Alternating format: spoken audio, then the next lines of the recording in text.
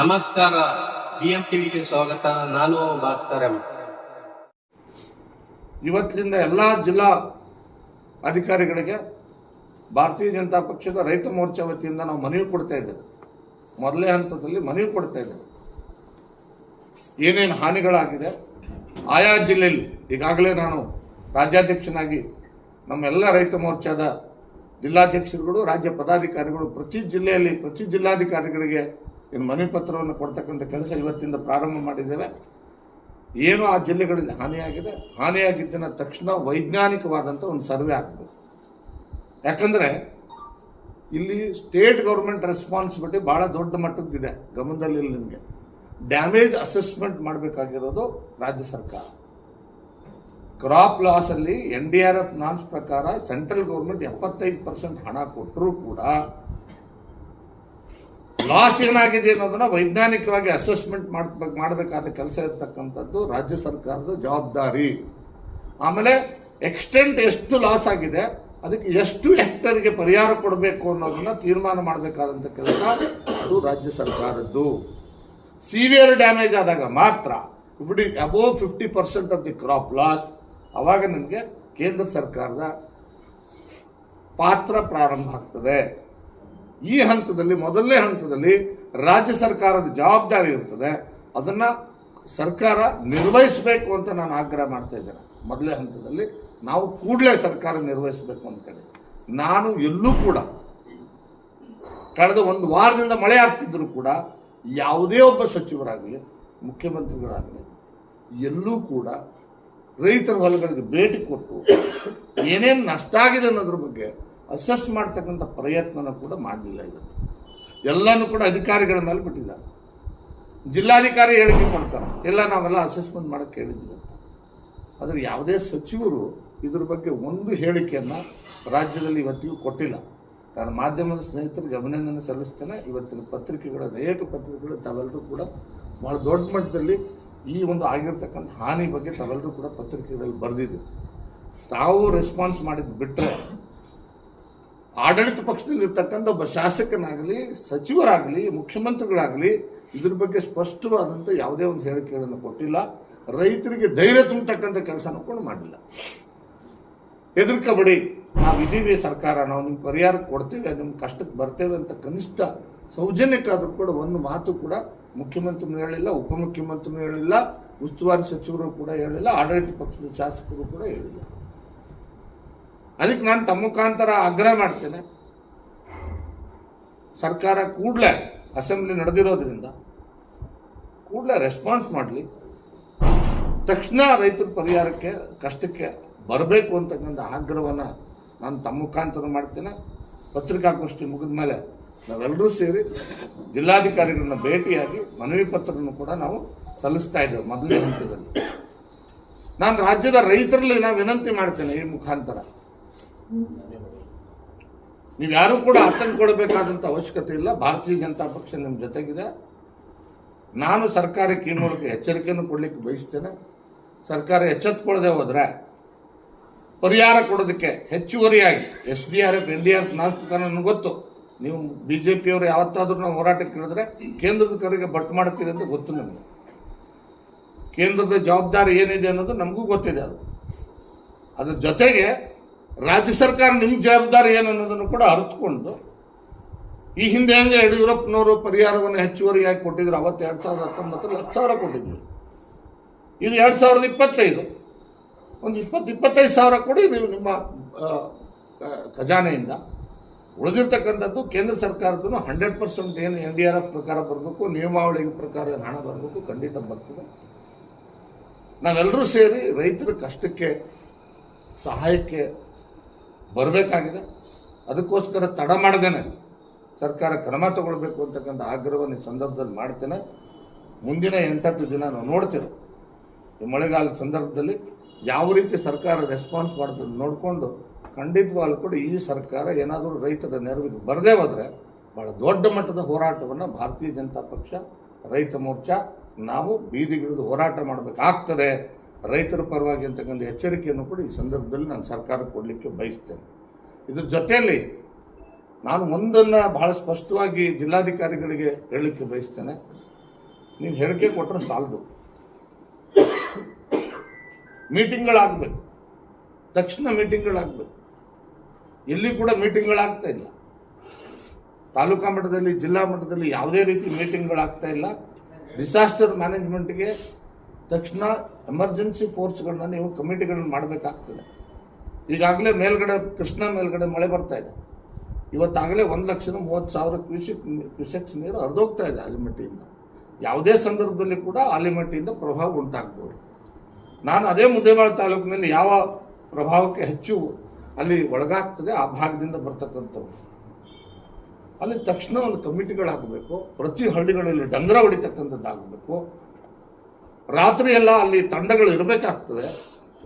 ಯಾಕಂದ್ರೆ ರಾತ್ರಿ 1 ಗಂಟೆ 2 ಗಂಟೆಗೆ ಹೋದ್ ಸಾರಿ ನಾನು ಅನುಭವಿಸಿದೆ, ನನಗೆ ಗೊತ್ತಿದೆ. 1 ಗಂಟೆಗೆ ಸಡನ್ ಆಗಿ ನೀರು ಬಿಡ್ತಕ್ಕಂಥ ಕೆಲಸ ಆಗಿರ್ತದೆ. ಒಂದೊಂದು ಸಾರಿ ಪಾಪ ರೈತರಿಗೆ ಗೊತ್ತೇ ಇರೋದಿಲ್ಲ. ಒಂದೊಂದು ಸಾರಿ ಮನೆ ಅಂಗಳಕ್ಕೆ ನೀರು ಬಂದ ಮೇಲೆ ಜನ ಹೊರಗಡೆ ಓಡ್ ಬಂದಂಥ ಉದಾಹರಣೆಗಳಿದೆ. ಅದಕ್ಕೆ ನಾನು ವಿನಂತಿ ಮಾಡ್ತೇನೆ ಜಿಲ್ಲಾಧಿಕಾರಿಗಳಿಗೆ, ತಕ್ಷಣ ಸ್ಪೆಷಲಿ ನಮ್ಮ ಮುದ್ದೇಬಿಹಾಳ ತಾಲೂಕು ಆ ಭಾಗದಲ್ಲಿ ಮತ್ತೆ ಬಸವನಬಾಗೇವಾಡಿ ಈ ಭಾಗದಲ್ಲಿ ಎಲ್ಲೆಲ್ಲಿ ನಾವು ಹೆಚ್ಚು ಈ ಫ್ಲಡ್ಡು ಆಲಿಮಟ್ಟಿ ನೀರಿನಿಂದ ಉಂಟಾಗ್ತದೆ ಆ ಭಾಗದಲ್ಲಿ ತಕ್ಷಣ ಮೀಟಿಂಗ್ಗಳನ್ನ ಮಾಡಬೇಕು.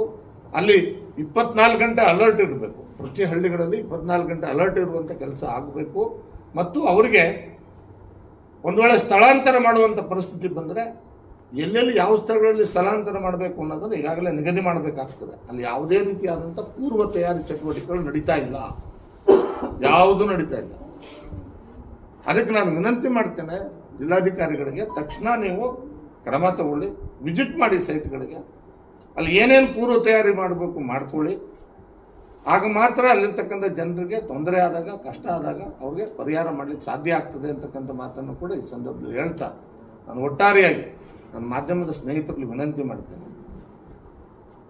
ತಮಗೂ ಕೂಡ ನಾನು ಕೈ ಮುಗಿದು ಕೇಳ್ಕೊಳ್ತೇನೆ. ಒಬ್ಬ ರೈತ ಮೋರ್ಚಾದ ರಾಜ್ಯಾಧ್ಯಕ್ಷನಾಗಿ ನಮ್ಮ ರೈತರು ಭಾಳ ಸಂಕಷ್ಟದಲ್ಲಿದ್ದಾರೆ. ಈ ವರ್ಷ ಅಂತೂ ಪಾಪ ಅವ್ರ ಕಣ್ಣೀರಲ್ಲಿ ಕೈ ತೊಡಿತಾ ಇದ್ದಾರೆ. ನೀವು ಈಗಾಗಲೇ ಅತಿ ಹೆಚ್ಚಿನ ಮಟ್ಟದಲ್ಲಿ ರೆಸ್ಪಾನ್ಸ್ ಮಾಡ್ತಾ ಇದ್ದೀರಿ. ಇನ್ನೂ ಹೆಚ್ಚಿನ ಮಟ್ಟದಲ್ಲಿ ನಮ್ಮ ರೈತರ ಸಹಾಯಕ್ಕೆ ಮಾಧ್ಯಮದ ಸ್ನೇಹಿತರು ಕೂಡ ಬರ್ತಾರೆ ಅಂತಕ್ಕಂಥ ವಿಶ್ವಾಸ ಅಂತೂ ನನಗಿದೆ. ಯಾಕಂದರೆ ಅನೇಕ ಸಂದರ್ಭಗಳಲ್ಲಿ ನೀವು ತೋರಿಸ್ತೇ ಹೋದರೆ ನಾವು ರಾಜಕಾರಣ ಮಾಡೋರು ಕೆಲವೊಂದು ಸಾರಿ ರೆಸ್ಪಾನ್ಸ್ ಮಾಡೋದು ಲೇಟ್ ಆಗ್ತದೆ. ಒಂದು ಉದಾಹರಣೆ ನಾನು ನಿಮಗೆ ಹೇಳ್ತೇನೆ. ಕಳೆದ ಒಂದು ರಸಗೊಬ್ಬರದ ಸಮಸ್ಯೆ ಬಂದಾಗ ಕೊಪ್ಪಳದಲ್ಲೊಬ್ಬ ರೈತ, ಅವನು 1 ತಿಂಗಳು ಅಲದು ಯೂರಿಯಾ ಗೊಬ್ಬರ ಸಿಕ್ಕಿಲ್ಲ ಅಂಥೇಳಿ ಮಣ್ಣು ತಿಂದಿರ್ತಕ್ಕಂಥದ್ದನ್ನು ಮಾಧ್ಯಮಗಳಲ್ಲಿ ಬಂದಾಗ ಭಾಳ ದೊಡ್ಡ ಮಟ್ಟದ ಸುದ್ದಿ ಆದಾಗ ನಾವೆಲ್ಲರೂ ಕೂಡ ಭಾಳ ದೊಡ್ಡ ಮಟ್ಟದಲ್ಲಿ ಎಚ್ಚೆತ್ಕೊಂಡ್ವಿ. ಅದಕ್ಕೆ ನಾನು ತಮ್ಮಲ್ಲಿ ಕೂಡ ವಿನಂತಿ ಮಾಡ್ತೇನೆ, ಈ ವಿಷಯ ರೈತನು ಎಷ್ಟು ಕಷ್ಟದಲ್ಲಿದ್ದಾನೆ ಅಂತ ನೀವು ನಂಬಲಿಕ್ಕಾಗಲ್ಲ ಸರ್. ಇವತ್ತು ಏನಾಗಿದೆ ರೈತನ ಪರಿಸ್ಥಿತಿ ಏನಂದರೆ, ಎಲ್ಲ ರೈತರ ಯೋಜನೆಗಳನ್ನು ಕಟ್ ಮಾಡಿಬಿಟ್ಟವ್ರೆ. ಬೇಕಾದ್ರೆ ಹೋಗಿ ಪ್ರಾಕ್ಟಿಕಲ್ ಆಗಿ ತೆಗೆದು ನೋಡಿ, ನೀವು ಒಬ್ಬ ರೈತನನ್ನು ಮಾತಾಡಿಸಿ ನೋಡಿ. ಅವನಿಗೆ ಕೂರ್ಗಿ ಕುಂಟೆನೂ ಸಿಗ್ತಾ ಇಲ್ಲ ಸ್ವಾಮಿ, ತಾಡ್ಕಲ್ಲು ಸಿಗ್ತಾ ಇಲ್ಲ ಅವನಿಗೆ, ಏನೋ ಈ ಸ್ಪ್ರಿಂಕ್ಲರ್ ಪೈಪು ಸಿಗ್ತಾ ಇಲ್ಲ ಅವನಿಗೆ, ಯೂರಿಯಾ ಗೊಬ್ಬರ ಸಿಗ್ತಾ ಇಲ್ಲ. ಯಾವುದು ಕೂಡ ಸರ್ಕಾರದಿಂದ ಬರಬೇಕಾದಂಥದ್ದು ಯಾವ ಸವಲತ್ತುಗಳು ಇವತ್ತು ಅವನಿಗೆ ರಾಜ್ಯ ಸರ್ಕಾರದಿಂದ ಸಿಗ್ತಾ ಇಲ್ಲ. ಏನು ಸಿಗಬೇಕಾಗಿತ್ತು ಅದೆಲ್ಲವನ್ನು ಕಟ್ ಮಾಡಿದ್ದಾರೆ. ಜೊತೆಗೆ ಎಲ್ಲವನ್ನು ಕೂಡ ಹೆಚ್ಚಿಗೆ ಮಾಡಿದ್ದಾರೆ. ಬೀಜದ ದರ ಹೆಚ್ಚಿಗೆ ಆಗಿದೆ. ಆಮೇಲೆ ನೀವು ಗೊಬ್ಬರ ತಗೊಳ್ಳೋಕೆ ಹೋದರ ಪರಿಸ್ಥಿತಿ, ಒಂದು ಬ್ಲ್ಯಾಕ್ ಮಾರ್ಕೆಟಲ್ಲಿ ತಗೊಳ್ಬೇಕಾದಂಥ ಪರಿಸ್ಥಿತಿ ನಿರ್ಮಾಣ ಆಗಿದೆ. ಆಮೇಲೆ ನಿಮಗೆ ಯಾವುದೇ ನೀವು ಸಲಕರಣೆಗಳು ತಗೊಳ್ಬೇಕಾಗಿದ್ರು ಕೂಡ ಸಬ್ಸಿಡಿನಲ್ಲಿ ಯಾವುದೂ ಸಿಗ್ತಾ ಇಲ್ಲ ಅವನಿಗೆ. ಬೋರಲ್ಲಿ ಹಾಕ್ಸ್ಕೋಬೇಕಾಗಿದ್ರು 3 ಲಕ್ಷ ಖರ್ಚು ಮಾಡಬೇಕಾದ ಪರಿಸ್ಥಿತಿ ಬಂದಿದೆ ಅವನಿಗೆ. ಸೊ ಎಲ್ಲ ಹಂತದಲ್ಲಿ ರೈತ ಶೋಷಣೆಗೊಳಗಾಗ್ತಾ ಇದ್ದಾನೆ. ಇವತ್ತು ಉದಾಹರಣೆಗೆ ನಾನು ಇನ್ನೊಂದು ಹೇಳಲಿಕ್ಕೆ ಬಯಸ್ತೇನೆ. ತೊಗರಿ ಬೆಳೆಗೆ ಸಂಬಂಧಪಟ್ಟಂತೆ ಕಳೆದ ಬಾರಿನೂ ಭಾಳ ದೊಡ್ಡ ಮಟ್ಟದ ಹೋರಾಟ ಮಾಡಿದೆ. ಎಕ್ಸೆಪ್ಟ್ ಗುಲ್ಬರ್ಗಾದಲ್ಲಿ ಬಿಟ್ಟರೆ ಬೇರೆ ಕಡೆ ಜಿಲ್ಲಾಧಿಕಾರಿಗಳಾಗಲಿ ಜಿಲ್ಲಾಡಳಿತ ಆಗಲಿ ಸ್ಪಂದನೆ ಮಾಡಲಿಲ್ಲ. ಒಂದು ಗುಲ್ಬರ್ಗಾದಲ್ಲಿ ಮಾಡಿದ್ದಕ್ಕೆ ಇವತ್ತು ಆ ಗುಲ್ಬರ್ಗ ಜಿಲ್ಲೆಯಲ್ಲಿ ಮಾತ್ರ 667 ಕೋಟಿ ರೂಪಾಯಿ ಪರಿಹಾರ ಸಿಕ್ಕಿದೆ. ಬಿಟ್ಟರೆ ರೈತರಿಗೆ ಉಳಿದ ಜಿಲ್ಲೆಯಲ್ಲಿ ಸಿಗಲಿಲ್ಲ. ಇವತ್ತು ಇವರು ಏನೋ ನಿಮ್ಮ ಈ ಬೆಂಬಲ ಬೆಲೆ ಖರೀದಿ ಕೇಂದ್ರಗಳನ್ನ ತೆಗಿತಾರೆ. ಯಾವಾಗ ತೆಗಿತಾರೆ ಗೊತ್ತಾ? ಬೆಳೆ ಬಂದು 3 ತಿಂಗಳಾಗಿ ಆ ರೈತರೆಲ್ಲ ಮಾರ್ಕೊಂಡ ಮೇಲೆ ಇವರು ನೆಪ ಮಾತ್ರಕ್ಕೆ ಈ ಬೆಂಬಲ ಬೆಲೆ ಖರೀದಿ ಕೇಂದ್ರಗಳನ್ನು ತೆಗೆಯುವಂಥ ಕೆಲಸ ಮಾಡ್ತಾರೆ. ಹೋದ ಸಾರಿ ತೊಗರಿ ಬೆಳೆಗೆ 3 ತಿಂಗಳಾದ್ಮೇಲೆ ತೆಗೆದಿದ್ದಾರೆ ಎಲ್ಲ ಕಡೆ. ಇವತ್ತು ನಾನು ಉದಾಹರಣೆ ಹೇಳಲಿಕ್ಕೆ ಬಯಸ್ತೇನೆ. ಬಳ್ಳಾರಿ ಮತ್ತು ಶಿರಗುಪ್ಪ, ಸಿಂಧನೂರು ಆ ಭಾಗದಲ್ಲಿ ಹೈಬ್ರಿಡ್ ಜೋಳನ ಖರೀದಿ ಮಾಡಿದ್ದಾರೆ. ಲಕ್ಷಾಂತರ ಟನ್, 5 ಲಕ್ಷ ಮೆಟ್ರಿಕ್ ಟನ್ ಖರೀದಿ ಮಾಡಿದ್ದಾರೆ. ಇವತ್ತಿಗೂ 4 ತಿಂಗಳಾಯಿತು ಸಮಯ. ಆ ರೈತರಿಂದ ಖರೀದಿ ಮಾಡಿರ್ತಕ್ಕಂಥ ಬೆಂಬಲ ಬೆಲೆಯನ್ನು ಜೋಳ ಖರೀದಿ ಮಾಡಿದ್ದಾರೆ. ಅದಕ್ಕೆ ಇವತ್ತಿಗೂ ಸರ್ಕಾರ ಹಣ ಬಿಡುಗಡೆ ಮಾಡಿಲ್ಲ.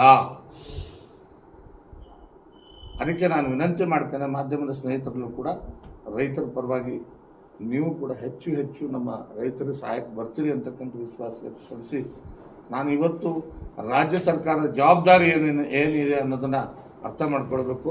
ಮತ್ತು ಅಟ್ ಪ್ರೆಸೆಂಟ್ ನಾನು ನಿಮಗೆ ಹೇಳಲಿಕ್ಕೆ ಬಯಸ್ತೇನೆ, ಹಿಂದೆ ನಾವೇನು ಕೊಟ್ಟಿದ್ದೀವಿ ಅಂತಕ್ಕಂಥದ್ದನ್ನು ಕಾಂಪನ್ಸೇಷನ್ ಪ್ಯಾಕೇಜ್ ನಮ್ಮ ಯಡಿಯೂರಪ್ಪನವ್ರ ಸರ್ಕಾರ ಇದ್ದಾಗ ನಾವು ಮಾಡಿರ್ತಕ್ಕಂಥದ್ದು ನೋಡಿ. ಇದರಲ್ಲಿ ಏನಿದೆ ಅಂದರೆ ನಾನು ಗಮನಕ್ಕೆ ತರಲಿಕ್ಕೆ ಬಯಸ್ತೇನೆ. ಡ್ರೈ ಲ್ಯಾಂಡ್ ನೋಡಿ, NDRF ನಾರ್ಮ್ಸ್ ಪ್ರಕಾರ 6,800 ರೂಪಾಯಿ ಇತ್ತು ಪರ್ ಹೆಕ್ಟರ್ಗೆ.